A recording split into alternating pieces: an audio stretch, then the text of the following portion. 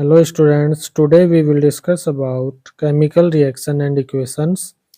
जो साइंस का first chapter है आपका क्लास 10th का, आज हम उसको रीड करेंगे। उसमें हम पढ़ेंगे आपकी केमिकल रिएक्शंस क्या होती हैं, कितने टाइप की केमिकल रिएक्शंस हैं और कैरेक्टरिस्टिक क्या है एक केमिकल रिएक्शन के, रेंसिडिटी पढ़ेंगे और कोरोजन पढ़ेंगे। तो सबसे पहले हम स्टार्ट करते हैं आपका केमिकल रिएक्शन होती क्या है। तो देखिए केमिकल रिएक्शन मेनली क्या होती है कि जब दो या दो से ज़्यादा केमिकल सबस्टांस आपस में क्या करते हैं, रिएक्ट करते हैं और चेंज होते हैं किसी नए सबस्टांस में, तो वो जो प्रोसेस होती है, ट्रांसफॉर्मेशन होता है, रिएक्टेंट जो केमिकल सबस्टांस जो रिएक्ट कर रहे हैं, ठीक है, और एक नया सबस्टांस बन रहा है, तो उस प्रोसेस को क्या कहते हैं, हम केमिकल रिएक्शन कहते हैं। The transformation of one or more chemical substance into new chemical substance which have different in property, और जो नया substance बनेगा उसकी property क्या होगी, different होगी, अलग होगी, is known as chemical reaction। Chemical reaction में जो नया सबस्टांस बनता है, ये जरूर याद रखना कि जो सबस्टांस बनेगा वो कैसा होना चाहिए, नया होना चाहिए। एग्जाम्पल इसने एनसीईआरटी में दिया हुआ है 2 Mg प्लस O2, यानी मैग्नीशियम है जो वो ऑक्सीजन के साथ रिएक्शन करता है और क्या बनाता है, मैग्नीशियम ऑक्साइड। यहाँ पर देखिए मैग्नीशियम है जो O2 के साथ रिएक्शन कर रहा है, मैग्नीशियम ऑक्साइड बना रहा है। Burning of magnesium in the air, ठीक है, मैग्नीशियम की जब हम बर्निंग करते हैं एयर की प्रेजेंस में तो क्या बनता है, मैग्नीशियम ऑक्साइड बनता है, ठीक है। तो ये मैग्नीशियम ऑक्साइड एक नया सबस्टांस है, तो ये क्या हो गई, एक केमिकल रिएक्शन हो गई। उसके बाद देखिए रिएक्टेंट क्या होता है। रिएक्टेंट वो केमिकल सबस्टांसेस होते हैं जो रिएक्शन में यूज होते हैं, यानी कंज्यूम होता है जो रिएक्शन में केमिकल सबस्टांस, वो क्या कहलाते हैं, रिएक्टेंट्स कहलाते हैं। जैसे ये रिएक्शन है तो इसमें कौन से जो सबस्टांस है वो कंज्यूम हो रहे हैं, मैग्नीशियम और ऑक्सीजन। तो मैग्नीशियम और ऑक्सीजन आपके क्या कहलाएंगे, रिएक्टेंट कहलाएंगे, ठीक है। The substances which take part in a chemical reaction या consume during a reaction are known as reactant.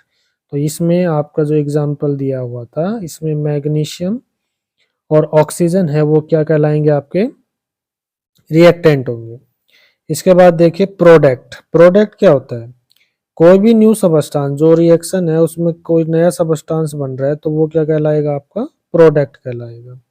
अब ये रिएक्शन थी जो इसमें नया सबस्टांस कौन सा बन रहा है, देखिए मैग्नीशियम प्लस O2 2MgO, तो ये नया सबस्टांस बन रहा है, तो ये जो MgO है मैग्नीशियम ऑक्साइड, ये क्या कहलाएगा, आपका प्रोडक्ट। तो मैग्नीशियम और ऑक्सीजन कंज्यूम हो रहे हैं, ये रिएक्टेंट कहलाएंगे। जो नया सबस्टांस बन रहा है वो क्या कहलाएगा, प्रोडक्ट कहलाएगा। इसके बाद देखिए करेक्टरिस्टिक क्या हो सकते हैं, कोई भी रिएक्शन है केमिकल रिएक्शन, उसके क्या क्या करेक्टरिस्टिक हो सकते हैं वो देखिए। फर्स्ट है इवोल्यूशन ऑफ गैस।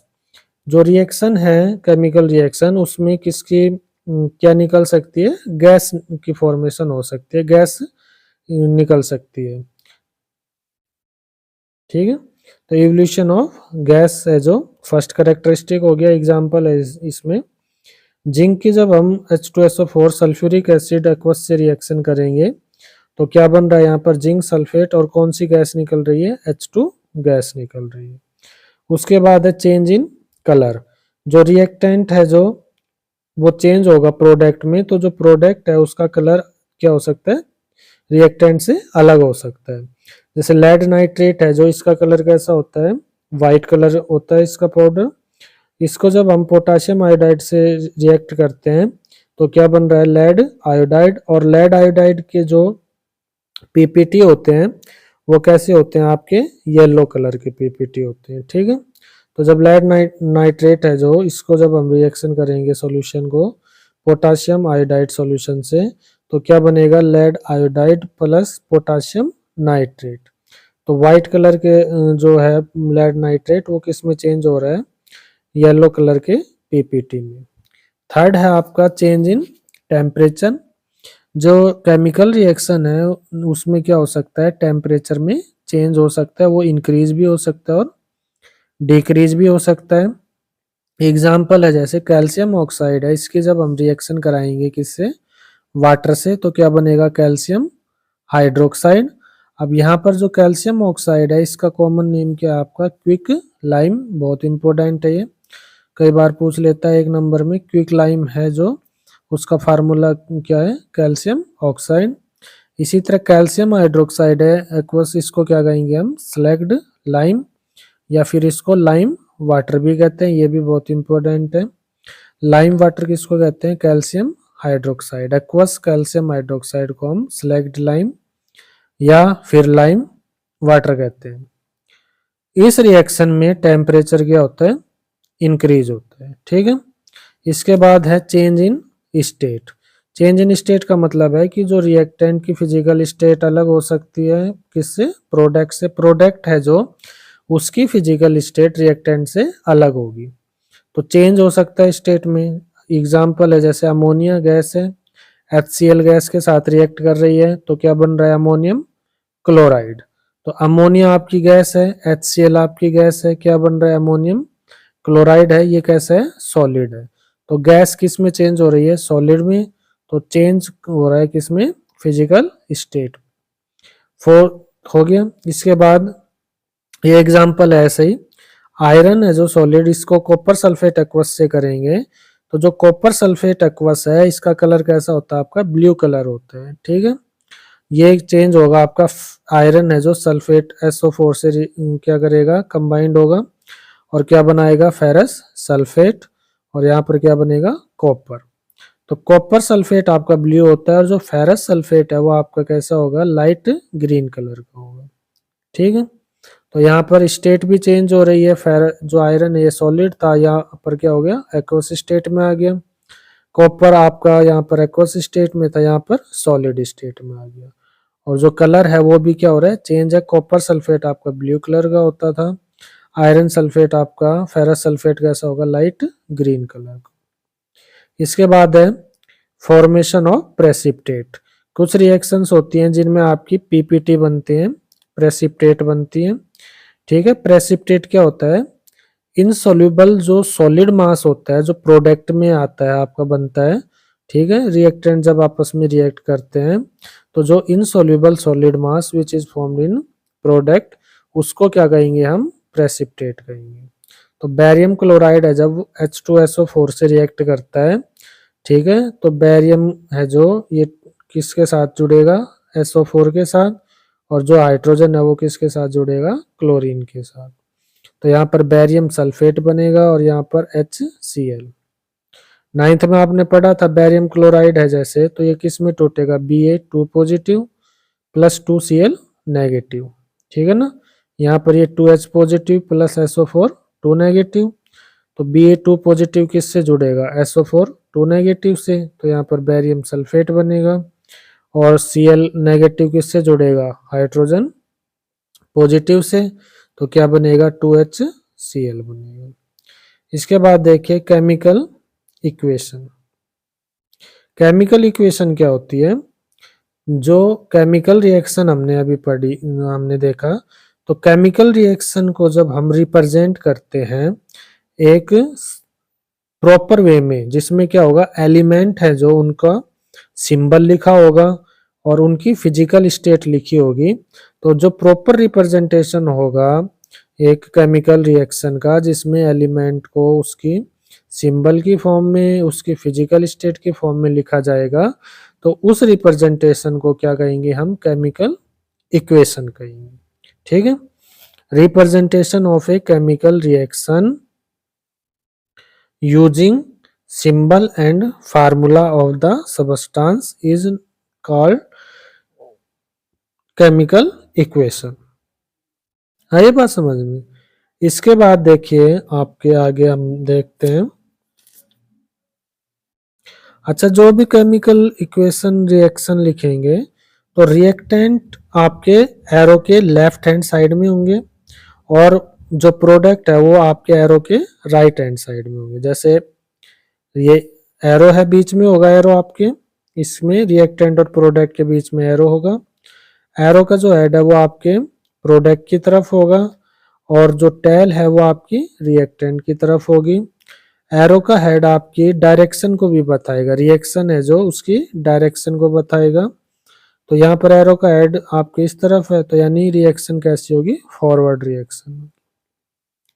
ठीक है, दो रिएक्टेंट होंगे यदि तो उनके बीच में प्लस का साइन होगा, इसी तरह प्रोडक्ट यदि एक से ज्यादा होंगे तो उनके बीच में प्लस का साइन होगा। तो ये था आपका केमिकल रिएक्शन एंड इक्वेशन। कैसे रिप्रेजेंट करते हैं केमिकल रिएक्शन को।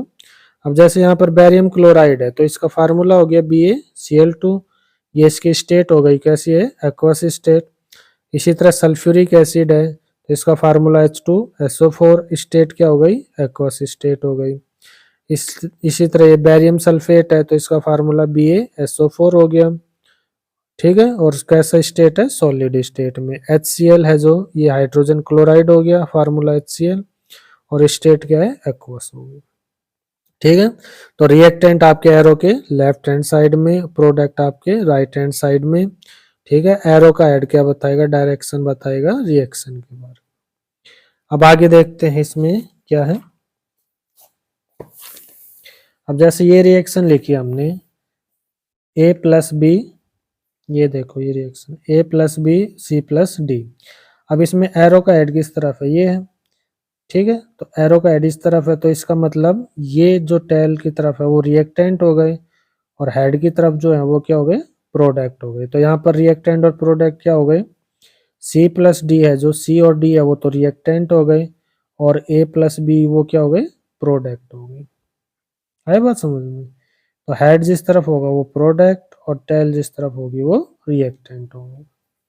इसके बाद देखिए बैलेंसिंग ए केमिकल रिएक्शन। केमिकल रिएक्शन को हम बैलेंस कैसे करेंगे, क्या होती है बैलेंसिंग केमिकल रिएक्शन, वो देखते हैं। तो कोई भी chemical reaction balance chemical reaction तब कहलाती है जब उस केमिकल रिएक्शन में जितने भी एलिमेंट्स हैं, रिएक्टेंट की साइड, प्रोडक्ट की साइड, उनके जो एटम का नंबर है वो सेम रहता है रिएक्टेंट और प्रोडक्ट की तरफ, तो वो रिएक्शन आपकी क्या कहलाएगी, बैलेंस केमिकल रिएक्शन। तो a chemical reaction is said to be balance if the number of atom of each element remain the same before and after a chemical reaction। ठीक है, एग्जाम्पल से समझिए, देखिए इसको, जैसे जिंक प्लस H2SO4 है। ठीक है, ये जिंक प्लस सल्फ्यूरिक एसिड आपस में रिएक्शन करते हैं, क्या बन रहा है, जिंक सल्फेट प्लस H2। अब देखिए रिएक्टेंट और प्रोडक्ट की तरफ एलिमेंट देखिए, उनका नंबर देखिए एटम का, और फिर उनको यदि नंबर सेम है तो वो बैलेंस होगी। तो एलिमेंट कौन कौन से हैं, देखिए जिंक है, हाइड्रोजन है, सल्फर है और ऑक्सीजन है। तो यहाँ पर ये लिख लिया zinc, hydrogen, sulphur and oxygen. Reactant की तरफ जिंक का नंबर कितना है, 1, हाइड्रोजन कितने हैं, 2, सल्फर कितना है, 1, ऑक्सीजन कितने हैं, 4। इसी तरह प्रोडक्ट की तरफ देखिए, जिंक कितना है, 1 है, यहाँ पर 1 है, सल्फर कितना है आपका, 1 है, हाइड्रोजन कितने हैं, 2 है, और ऑक्सीजन कितने हैं, 4 है। तो अब देखिए रिएक्टेंट की तरफ जो एलिमेंट के एटम का नंबर है और प्रोडक्ट की तरफ जो एलिमेंट के एटम का नंबर है वो सेम है, तो इसका मतलब ये रिएक्शन आपकी क्या हो गई, बैलेंस्ड हो गई। तो बैलेंस्ड केमिकल रिएक्शन आया समझ में, क्या होता है, जिसमें number of atom of each element in both side are same, then this chemical reaction is known as balanced chemical reaction। ठीक है, जितने भी एलिमेंट होंगे रिएक्टेंट और प्रोडक्ट की तरफ, उनके नंबर है जो एटम का वो सेम रहेगा, तो रिएक्शन आपकी बैलेंस कहलाती है। अब यदि किसी में बैलेंस नहीं है तो उसको बैलेंस कैसे